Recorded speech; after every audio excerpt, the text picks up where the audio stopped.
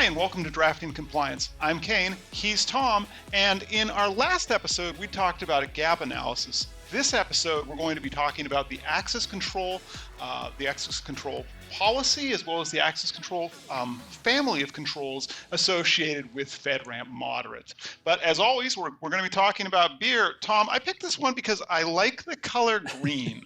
Yeah, you picked the green can, as you described it. And I will tell everybody that this is, the name of it is Hopulent. It's by Epic Brewery. Epic Brewery is in Salt Lake City, Utah. So a good West Coast or Western state beer. Usually when you see the word... I'm in like Washington State. Utah is not West Coast. Well, I'm in Iowa. It's considerably further west than I am. Fair. You know, anytime you see a name like Hopulent, you should be hearkening to the idea that this is going to be an extremely hop-forward beer. And specifically, Hopulent is going to be a West Coast style India Pale Ale IPA. So West Coast versus, say, New England style IPA, very different. This is going to be extremely hoppy. It's going to coat the tongue. It's going to ask you to come get another drink to try to get rid of it. As contrasted with New England IPA, which usually is paired with something that is like citrus or something like caramely that balances it really, really well. This one will be for the hop lovers out there. So I say we crack this beer and see what it looks like. Fair enough. I'll say while we open this that we have a lot of breweries where I'm at in Bellingham, Washington, where IPA is their primary beer, craft beer that they... What do? They brew it. Yeah, they brew it. They distill, but they brew it. And it's kind of the known thing here. We actually I screwed this one up. It's great. We shut down a grocery store, actually, so we could have a brewery in its place. Well, that makes total sense. Wow, that's got a... it's got a good head on it. It's got quite a lot of much foam, wow. That's okay. I like the color. It's kind of fun color. It's actually kind broody. of It is orangey. Yep. It looks like it could have a fairly significant amount of sediment in it, so it's pretty hazy, which I'm happy to see because, again, when I read the word Hopulent, I don't think of hazy, so that's really exciting to me. What are you smelling there?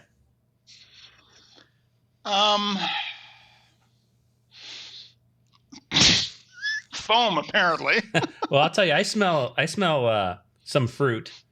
I would say mango if I were to put a name to it, which again surprises me because I wouldn't expect there to be fruity notes in a West Coast IPA. Beer and something mildly sour smelling. A little sour, yep. Kind of like a left out laundry hamper in the sun. Like if you were to go into my teenager's room, I'm sure his laundry hamper may have notes that mirror this. I think it smells absolutely delicious. So what I'm going to do is take a drink, a nice long pull. All right, well, let's have a go at this then. I've got a lot of foam on this though. Oh well, I'll treat it like a latte. Mm. And that's foam. Okay, is there beer in this?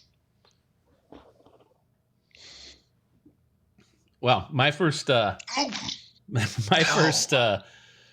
impression is it's less hoppy than I feared it would be. So that's a good thing for you, and I think it's pretty delicious. So it does actually balance out with a little fruit note to it. It's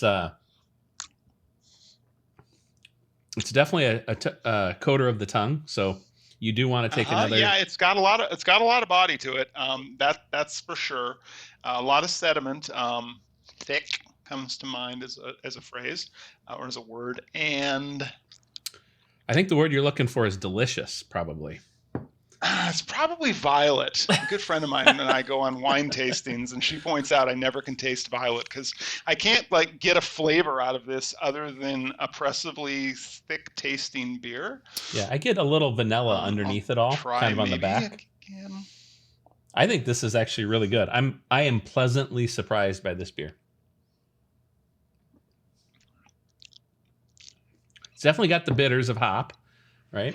But it balances way better than I would have anticipated. This is something I would seek out. I'll give it this. This is not as terrible as what we did last episode, that sour. That was just freaky awful. This is not as awful. Yeah. Well, I'm glad we're finding something less awful for you. Well, we'll let this simmer. We'll sip on it as we talk, and then we'll rate it at the end. Be curious to see how you have come around on your rating schedule. So Okay, well, so far my highest has been a 2, though I have previously asked if we could rejigger the numbers. But we're also going to be talking about access controls, and just numerically, that is the #1 control family in FedRAMP, right, Tom? that's correct. I mean, it's number one in terms of alphabetical order. It's number one in terms of the number of major requirements in it, which there's 22 major requirements in the access control family. But nested underneath those major requirements are a number of other requirements. So in total, it's 44 requirements. That's a huge lift. So if you are looking at starting from a greenfield, this will represent one of the larger projects for your operational team to tackle. So this is going to ask your operational team to look at a number of pieces of their environment. Certainly everything inside of your authorization boundary, which we talked about a couple episodes ago. Talked about that a couple episodes, yeah. Everything inside of that boundary is going to fall underneath this control set. So you're going to have to look at things like, hey, how do you determine what users have access to what? Is that documented? Do you have a process around those users to determine when they get privilege, when they get privilege removed? What are the attributes that they have to display in order to get that privilege? There's just a number of sort of best practices around access control in general, but things that normal enterprises without a certain compliance burden wouldn't have documented, right? So this is all about documentation. In some cases, it's about completely changing your processes. I'll give you an example. So if you have a new user starting, right, you have to determine how that person now gets to the point where they are authorized to access certain assets inside of the authorization boundary. This bleeds over into things like your training policy, because that might be one of the attributes you have to go through in order to get there. But you certainly have to be trained in order to get access.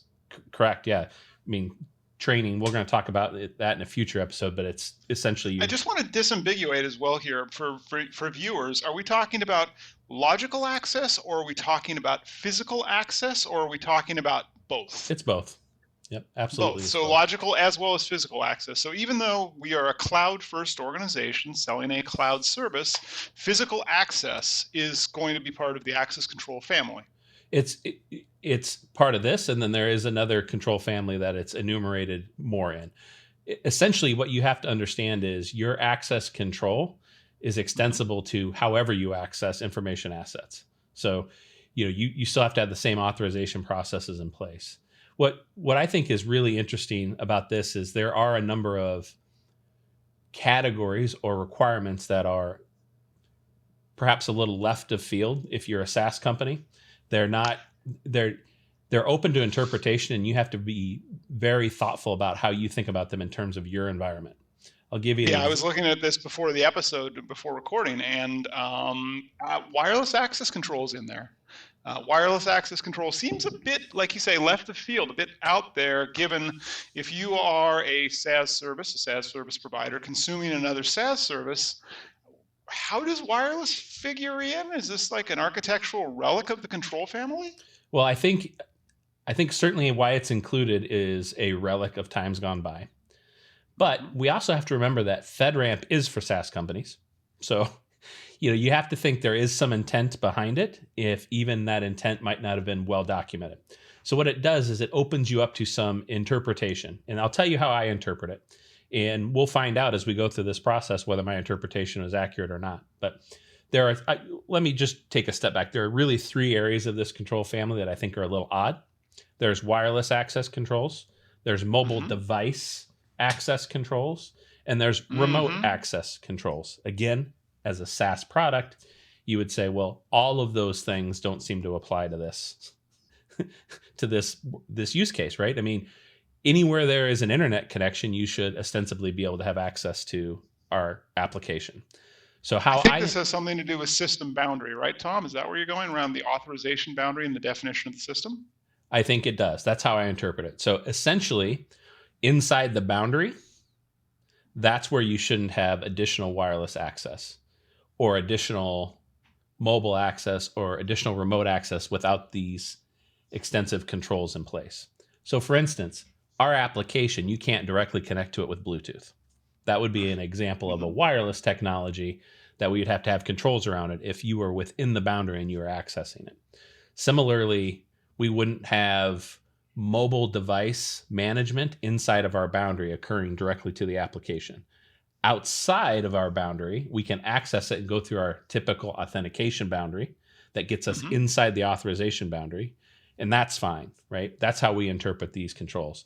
So it takes. So does that presuppose, like, if you've got a laptop, you've got your corporate laptop, don't have mobile device management on it because it's not inside of the authorization boundary. So I'm guessing architecturally that laptop is going to have to connect to a bastion host or to a jump host or similarly named gateway process where all of that authorization boundary starts. Is that correct? It all hinges on who is behind that laptop.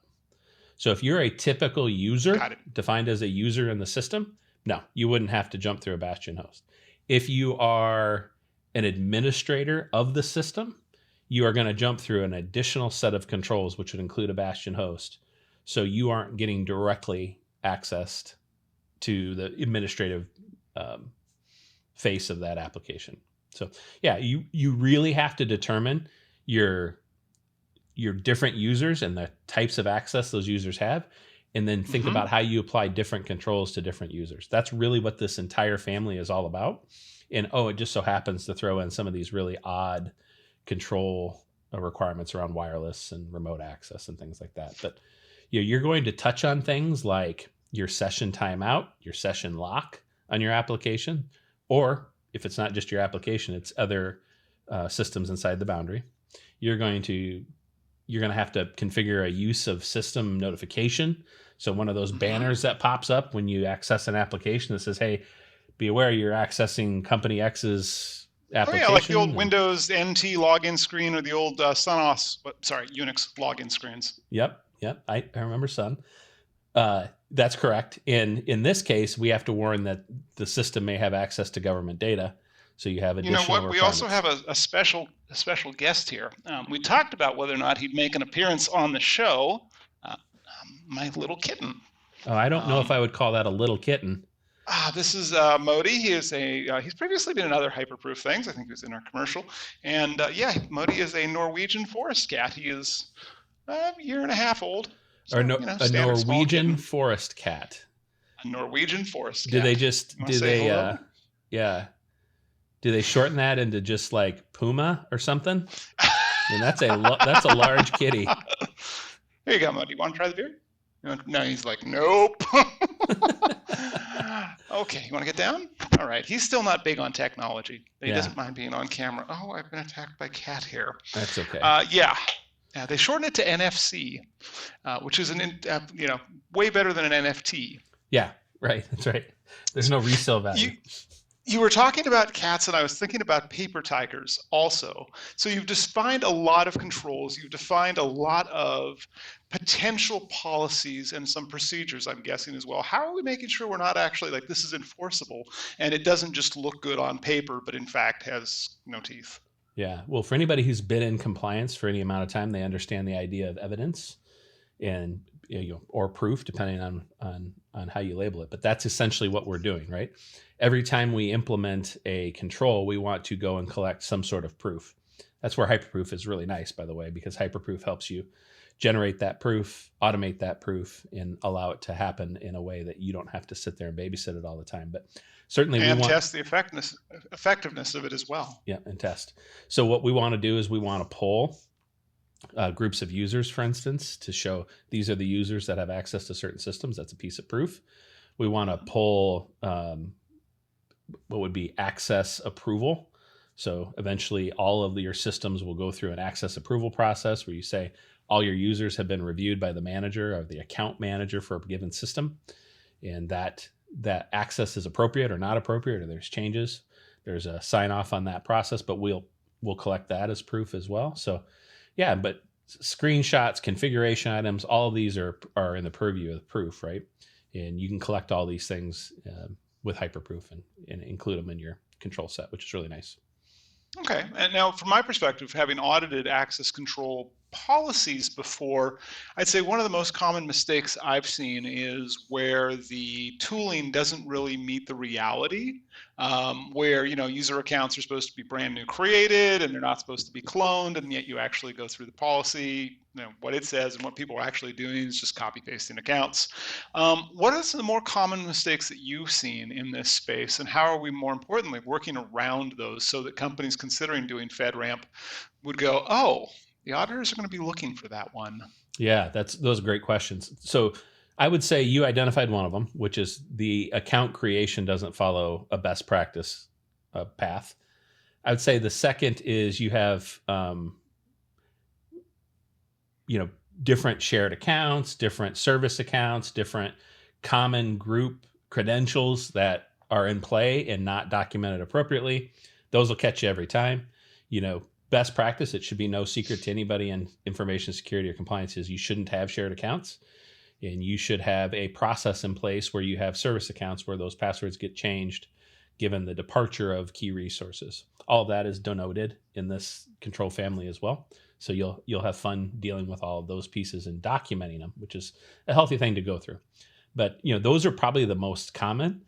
There are also other things like session control, which lots of applications are built around the convenience of the user base, not the convenience or not the requirement of compliance. So those things will trip you up if you don't pay attention to them. So you have to go through those. I would say the idea of a user moving through promotion or otherwise through a company and the different rights that they maintain as they move is always problematic. So if you don't have a process that takes a look at modifications to users as they progress through an organization, that's problematic, and auditors will catch that. They have a keen sense of when that's happening, it seems to me.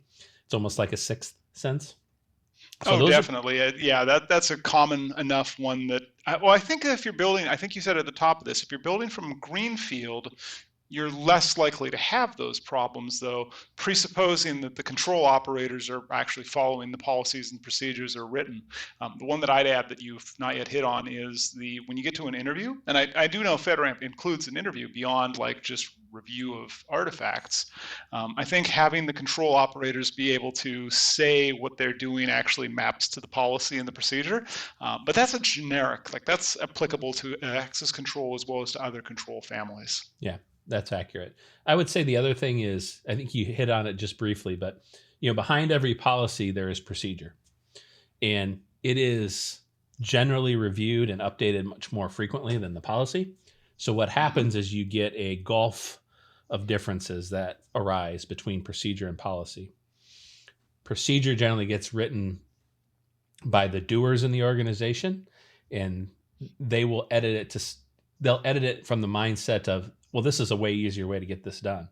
They won't edit it from the mindset of we have to maintain a certain level of compliance unless they're educated and trained on that. So part of the whole benefit of a program like FedRAMP is you get to educate your entire operational group as you go through it. Certainly they are going to be burdened with a bunch of the change that is required. And by being burdened with that change, they're going to learn a lot about the why. And that's important to keep in mind as a compliance manager, the why you're doing something, and you communicate that. So there's the FedRAMP reason why, but there's also the best practice reason why, the InfoSec reason why you're doing these things.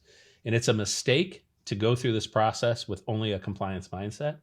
You should always go through it with, hey, we get further if we shoot for the best practice model and we bring compliance along with us at the same time.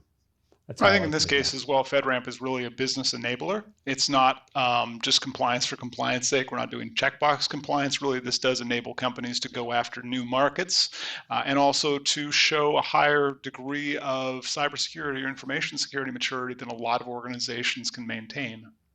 Absolutely. Yep. It maintains a big word in FedRAMP because you do maintain it.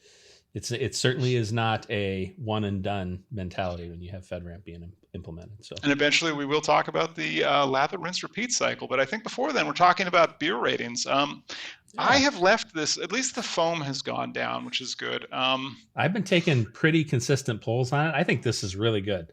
So you want me to do a rating first? Should I rate this one first, Kayne? Yeah, I think I usually rate it first. So go ahead, Tom. We're going to mix it up a little today. I'm going to say I'm Okay. so surprised by this beer. I really anticipated this being a much hoppier beer than it is in terms of balance anyway. So I'm going to give this a 8. I really like this beer. I would drink this if it were in my local market. Okay. All right. But it's not, because this is from Utah, Correct. which is, as we pointed out, not a West Coast beer. I would give this it's not as terrible as the sour. It's not as terrible as the Anchor Pale Ale. So I'm going to give this a 3. On the basis of it's not as bad as those other two. Yeah. But you got to have a And basis. I don't know, I kind of like the color. At least the color's nice. pretty. It's got a warm orangey honey color. Yeah. It's great. So great. So what are we talking about next time, Kayne?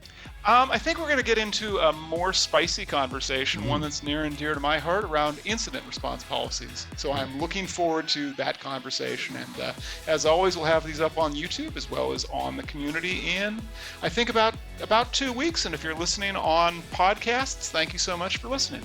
And with that, this has been Drafting Compliance. See you next time. Thank you. Bye.